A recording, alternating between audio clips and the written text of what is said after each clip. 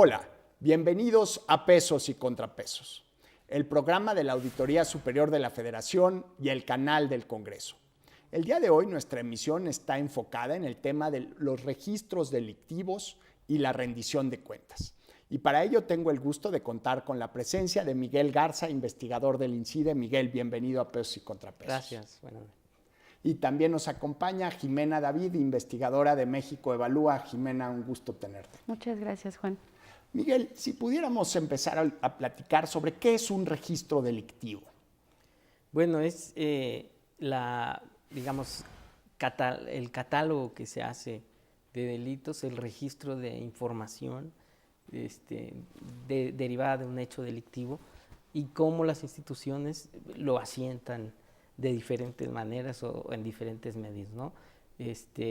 Puede ser desde medios escritos, todavía algunas procuradurías del país pues utilizan en papel una cosa que se llama libro de gobierno, que está en los Eso ya debería públicos. ser casi ilegal, ¿no? Usar papel para... Pues es hasta grosero, yo creo, pero bueno, todavía se hace así en algunos lugares. Después de ahí se captura ya en una computadora, pero el libro de gobierno pues asienta el delito que ocurrió, el título, digamos, el nombre del delito que ocurrió, la hora, en algunos casos la colonia,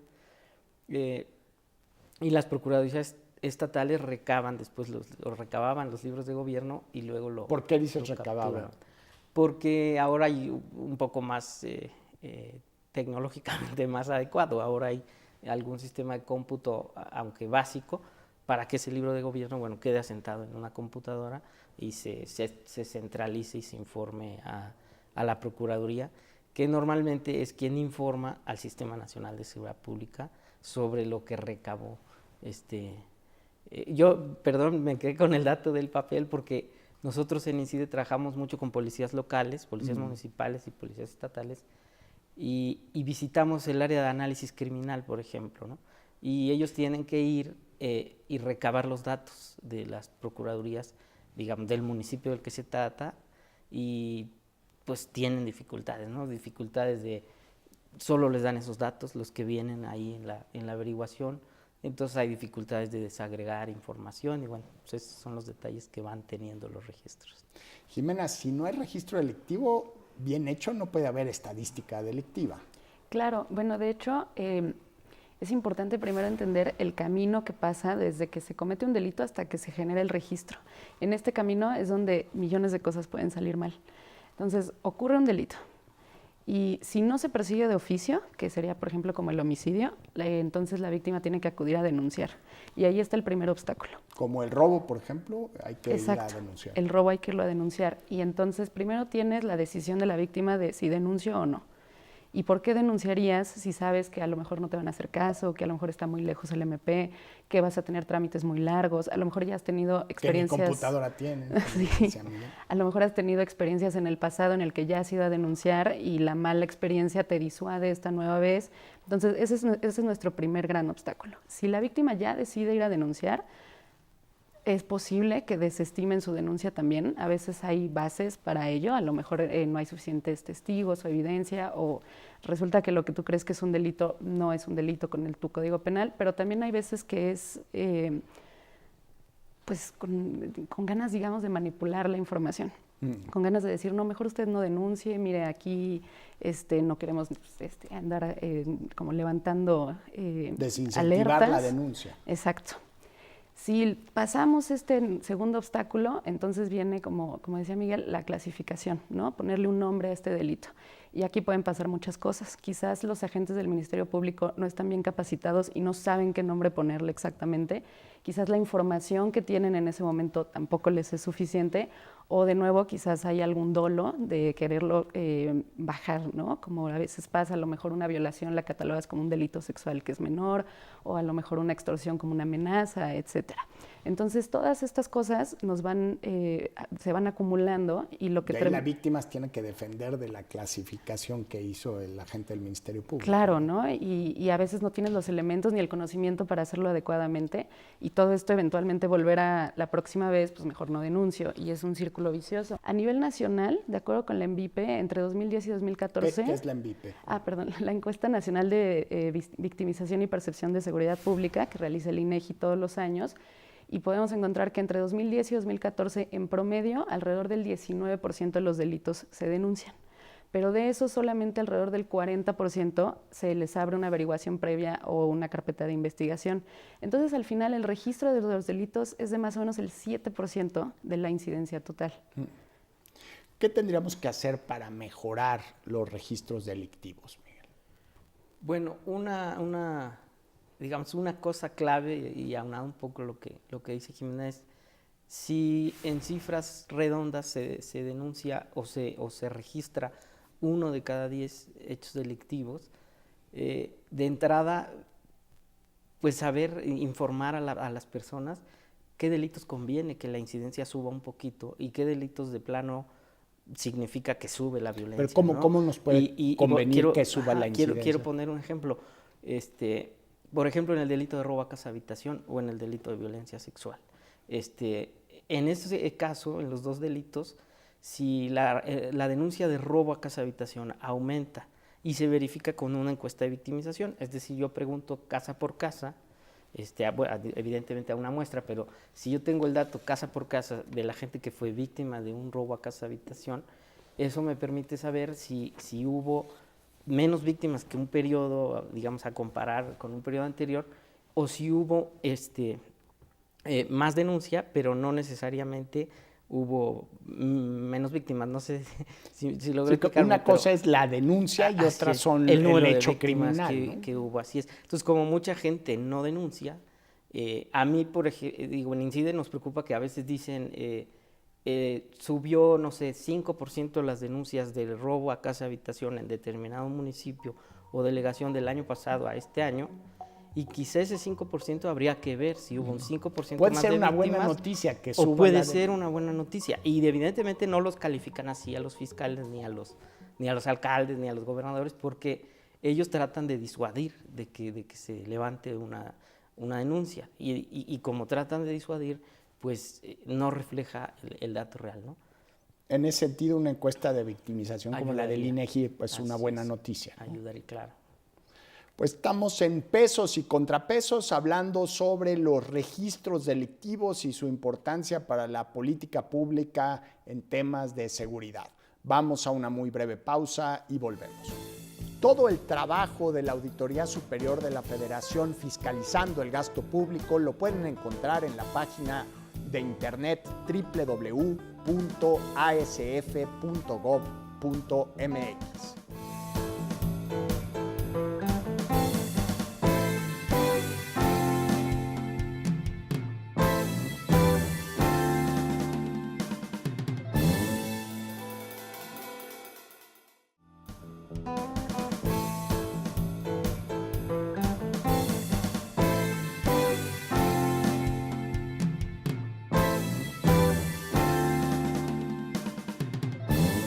Estamos de vuelta en pesos y contrapesos hablando sobre los registros delictivos y la rendición de cuentas. Jimena, entonces sería conveniente medir menos la denuncia o presionar que la denuncia sea menos un referente del comportamiento delictivo, porque son dos fenómenos distintos, ¿no? Uno es la voluntad de los ciudadanos por presentarse al Ministerio Público a denunciar el crimen y otra es la victimización y el fenómeno criminal. Claro, pero precisamente, lo que queremos impulsar en la agenda pública en México Evalúa es también la idea de poder auditar las estadísticas delictivas y de poder conocer qué tan confiables, qué tanta calidad, qué tanto reflejan la realidad. Y esto pasa por muchos puntos. Uno es hablar de la denuncia, pero también es hablar de la capacitación de los agentes y también es hablar de que haya suficiente fortaleza institucional para que no tengamos casos de manipulación deliberada. Entonces, podríamos calificar a los estados en esta serie de factores para hablar de su calidad del sistema de justicia y de sus cifras delictivas y para que, por ejemplo, pasara esto de a lo mejor tus cifras están subiendo y eso es una buena noticia, pero a veces eso le da mucho miedo a los estados, ¿no? Sobre todo, digo, a lo mejor si están subiendo tus cifras de robo de autopartes, no te preocupas tanto, pero si empiezan a aumentar las denuncias de extorsión o de cualquier delito de alto impacto, eso es muy preocupante y eso te hace pensar también en términos de electorales, que pues daña mucho tu imagen, ¿no? Ante la opinión pública esto es muy dañino. Y un organismo independiente que pudiera calificar la calidad de tu trabajo en ese sentido sería muy, muy beneficioso para todos. Miguel, ¿le podemos creer a las estadísticas delictivas en nuestro país? Pues algunas. Hay delitos que tienen una cifra de denuncia muy alta, casi yo creo que del 90% para arriba, como homicidio y como... Bueno, digo, no es que se denuncie, pero que se registra. Perdón, o sea, no hay tanta cifra negra que ahora con las fosas, pues resulta que sí hay cifra negra, pero no es tan alta aparentemente por el número de personas que encuentran en las fosas contra el número de muertes irregistradas que hay. Sin embargo, bueno, sí hay un subregistro ahí. Y el otro delito es robo de vehículo. En robo de vehículo, por ejemplo, la gente prácticamente siempre denuncia porque se puede cometer un delito con el vehículo o por cobrar el seguro del vehículo, sobre todo por lo del delito, porque si el vehículo es utilizado para un delito, bueno, pues uno se respalda con el acta. Pero también hay cierto subregistro porque hay carros que son de modelos anteriores, que ya el valor del vehículo es muy poquito y deciden pues ya perder el vehículo y ya no Pero denunciar. está el riesgo de que usen el vehículo para un asalto y luego te cae el problema. Pero es bajo ese registro. Yo diría que en esos pues se puede confiar relativamente, ¿no? En el de homicidio y en el de robo de vehículo por el bajo nivel de subregistro. Pero delitos como secuestro, por ejemplo, se calcula que a lo mejor 25 secuestros y se registra uno.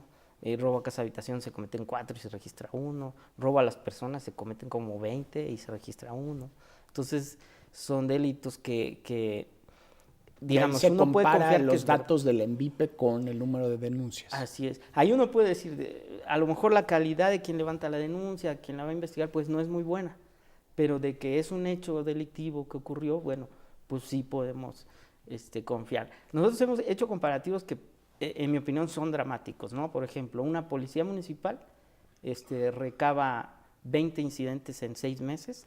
De ese mismo delito, la Procuraduría del Estado recaba 60 incidentes y en realidad en una encuesta de victimización sale que son 800 incidentes. Entonces, por ejemplo, hacer análisis criminal, la policía municipal, con 20 incidentes de 6 meses, pues sería muy confiable el registro, pero para fines de inteligencia policial, análisis criminal, no es muy o sea, con útil. Ese rango de datos, ¿cómo puede ser política pública, no? O sea, ni siquiera tienes una idea del tamaño del problema.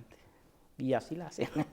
Así, por eso parece que al final actúan las áreas de policía de manera improvisada, y es totalmente cierto. Porque más convence a los secretarios de seguridad, a los directores de policía de la encuesta de victimización y pues pocas veces se entienden, pocas veces la aceptan. ¿No le creen o no les conviene creerla? Y yo pienso que no les conviene creerla, pero técnicamente quizás no la entienden, no entienden lo que significa. Jimena, ¿cuáles serían las mejores prácticas internacionales a las que pudiéramos voltear? O el tema es de sentido común y pues que la lógica nos guíe para mejorar la situación actual. Bueno, me llamaba mucho la atención que Miguel hablara sobre el homicidio, porque si bien sí el homicidio tiene una muy baja subregistro, sí hemos observado que tiene problemas a veces de clasificación incorrecta. Y entonces, no solamente en homicidios, sino en muchos delitos, ya hay ejemplos en otros países en los que han lanzado investigaciones importantes en cuanto a la calidad de sus datos, si existe manipulación, si es un problema de procesos, de capacitaciones y cómo arreglarlo. Y sobre todo nos basamos mucho para realizar un estudio al respecto en un ejercicio que hicieron en Inglaterra, que desde el Parlamento se lanzó una investigación nacional. Se metieron a campo, se metieron a revisar los protocolos, se metieron a revisar las clasificaciones y cotejarlo contra las narrativas de los hechos, ver si estaban bien hechos y por qué, si había errores, por qué eran estos, y encontraron que efectivamente se manipulaban mucho los datos. Y esto acabamos de... a nivel de las comisarías de policía. Sí, desde lo que serían nuestros ministerios públicos allá. Ya. Esto también ha pasado en Estados Unidos, también ha pasado en Irlanda, es decir, ya es una tendencia reciente, pero que cada vez se generaliza más. No es algo en lo que México vaya particularmente atrasado, digamos, esto es algo que pasa en muchas democracias con instituciones aún más fuertes que las nuestras, pero bueno, sí tampoco se trata de decir, bueno, no voy atrasado y ya no hago nada, ¿no? Es un gran momento es una gran área de oportunidad. Y justamente con los homicidios lo que hemos encontrado en México Evalúa es que a veces tenemos indicios, no pruebas definitivas, pero sí fuertes indicios de que el homicidio doloso, es decir, el intencional, se puede clasificar como homicidio culposo, que fuera accidental, para dar la apariencia de que las cosas no están tan mal, porque al final del día el cuerpo lo tienes ahí, no lo puedes esconder de ninguna otra manera, pero sí puedes decir, no, a este señor nadie lo mató, fue algo accidental y lo guardas. Y esto sí, encontramos varios focos rojos en varios estados, en varias administraciones, de comportamientos muy anómalos entre estas dos cifras. Y justamente lo que nos ha enseñado las mejores prácticas es que necesitas un órgano auditor independiente que pueda hacer estas revisiones, que pueda meterse a revisar las carpetas y que pueda afincar responsabilidades si las encuentra, que pueda crear recomendaciones a la medida y que los ministerios públicos y las fiscalías estén obligadas a tomarlas. Muchas gracias. Estamos en Pesos y Contrapesos. Vamos a una muy breve pausa y volvemos con el tema de los registros delictivos y la rendición de cuentas. Todo el trabajo de la Auditoría Superior de la Federación fiscalizando el gasto público lo pueden encontrar en la página de internet www.asf.gov.mx.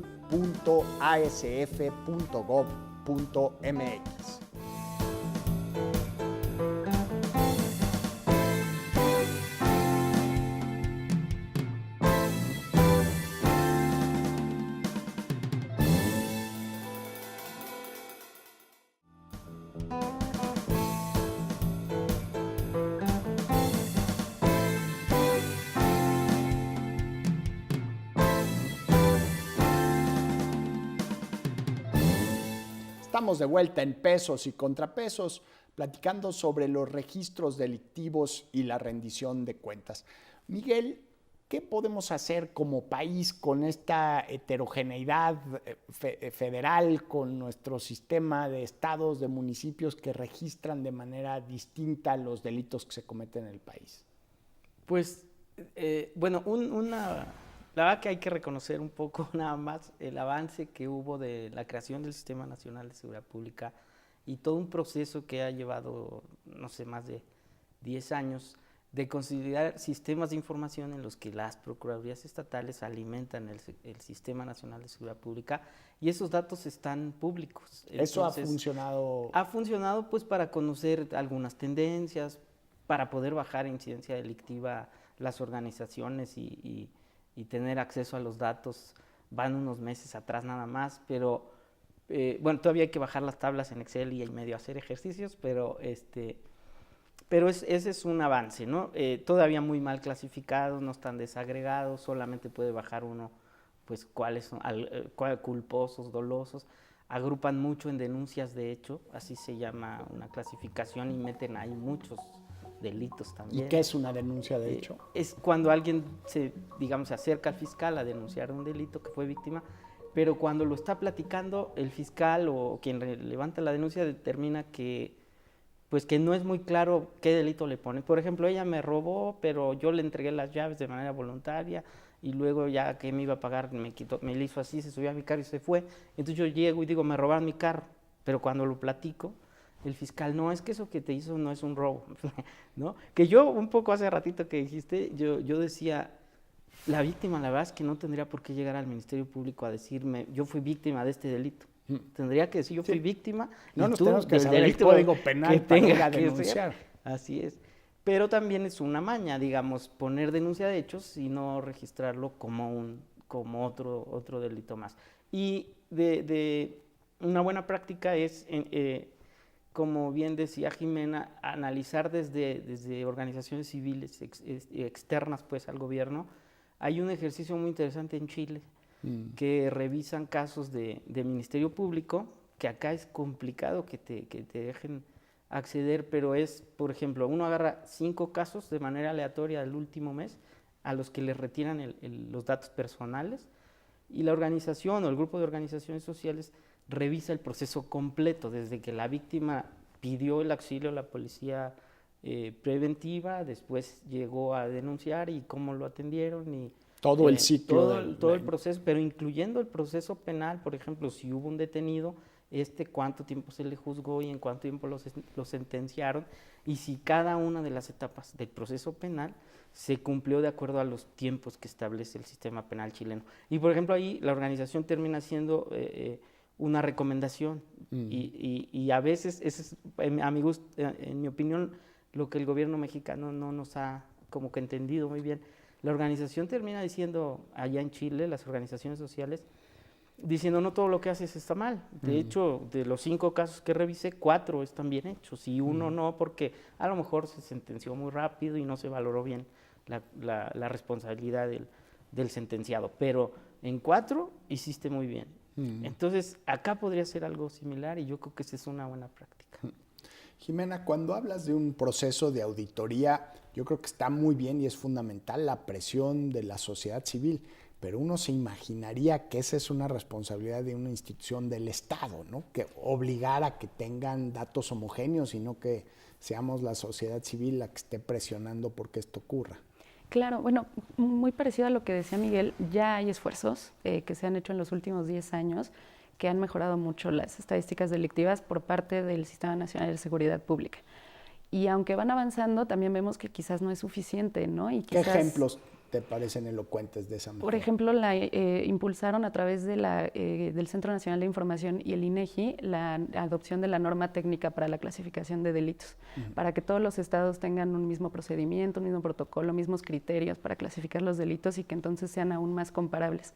Y esto ha sido algo muy beneficioso, al igual que, por ejemplo, ya no tener nuestros delitos en PDFs, que son complicadísimos de bajar y de manejar, sino, bueno, por lo menos ya está en un Excel, ¿no? Todos estos han sido pequeños pasos para la mejora, pero que todavía no son suficientes, porque como ya hemos visto, de todas formas hay muchos estados que quizás no están haciendo muy bien su trabajo. Entonces, en ese sentido, más bien lo que nosotros recomendaríamos es un organismo no tal cual del gobierno, porque necesita independencia financiera, independencia administrativa. ¿Te imaginarías algún rol de la Auditoría Superior de la Federación, aprovechando que estamos aquí en el programa? Bueno, eso no sé si soy la persona adecuada para decirlo. Hay muchas instancias que tienen facultades y capacidades técnicas para llevar a cabo este tipo de auditorías, como el INEGI, como la Auditoría Superior de la Federación, como el INAI. O incluso el secretariado, Pero el INAI no podría hacer auditorías, ¿no? O sea, el INEGI suena... Bueno, quizás, pero tenemos que ver como qué tenemos, a qué podemos aspirar realistamente y cómo podemos contar con alguien que sea independiente, con alta capacidad técnica, que tenga, quizás pensamos en un organismo colegiado, que tenga representación de sociedad civil, representación de gobierno y representación técnica como mucho más independiente, y que puedan llevar a cabo esto y que tengan capacidad para emitir sanciones y emitir recomendaciones que sean obligatorias. Miguel, sin datos duros no puede haber política pública, ¿no? Así es, yo insisto que tendríamos que hacer desde la sociedad civil y bueno, presionar más a que los gobiernos trabajen para mejorar sus datos, pero de la captación de los datos. Y creo que el problema difícil, y es lo que encontramos nosotros en las policías, es generar la confianza y el buen funcionamiento para que la gente se acerque y denuncie, ¿no? Alguna vez oí el dato del sistema alemán y creo que se denuncia 9 de cada 10, o en Estados Unidos 6 o 7 de cada 10. Entonces, acá es un tema pues, de confianza primero, que generaran la confianza suficiente. Pero si no se puede, un buen ejercicio que nosotros hemos impulsado es en las policías locales hacer diagnósticos por colonia. Local estamos hablando a nivel municipal. A nivel barrio, ¿no? O sea, a nivel colonia, los fiscales sí tienen las denuncias por colonia, por lo menos hacer ese ejercicio, y ahí te da que tienes la victimización por colonia, sabes cuántas víctimas hay en un periodo, y es el ejemplo que yo ponía hace rato. Si hay 800 víctimas en esa comunidad, tendría que haber pues cerca de 700 denuncias, por lo menos 600, ¿no? si estuviéramos en un nivel confiable de instituciones confiables, pero pues de veras, uno encuentra 20 a la Policía Municipal de 800 y 50 o 60 a la Fiscalía, ¿no? Entonces, esas cifras se deberían incrementar. Hay un caso bien interesante en Querétaro, que es una modificación que hicieron, una implementación de un programa de sistema de justicia penal que involucra a las policías preventivas del Estado y generó un incremento del 30% en las denuncias. Y ahí preguntábamos al secretario, pues, ¿cómo le vas a explicar al gobernador? Y que el gobernador no se asuste, ¿no? Y diga, híjole, se lo ha sabido explicar. Y ahorita Querétaro es incluso para el Sistema Nacional de Seguridad Pública, está llevando a los estados a que conozcan ese ejercicio que incrementó las denuncias. Miguel Garza, Jimena David, muchísimas gracias por esta conversación sobre registros delictivos y rendición de cuentas. Esto fue Pesos y Contrapesos. Lo esperamos en nuestro próximo programa.